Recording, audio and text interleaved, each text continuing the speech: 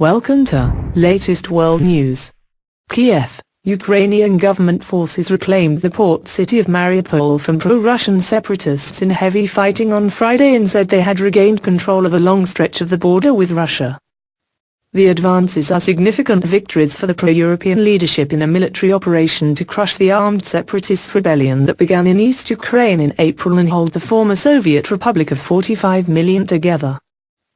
At 10:34 am, 0734 GMT, the Ukrainian flag was raised over City Hall in Mariupol, Interior Minister Arsen Avakov wrote on Facebook, less than 6 hours after the attack began on the city of 500,000, Ukraine's biggest Azov seaport. A ministry aide said the government forces stormed the rebels after they were surrounded and given 10 minutes to surrender. At least 5 separatists and 2 servicemen were killed in the battle before many of the rebels fled.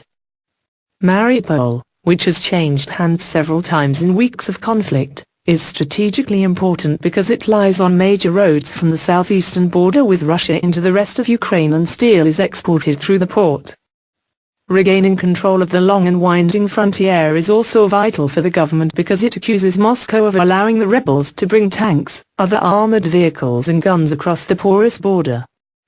Avakov said the government forces had won back control of a 120 kilometers, 75-mile, stretch of the border that had fallen to the rebels, but it is not clear who controls other parts of the about 2,000 kilometers frontier.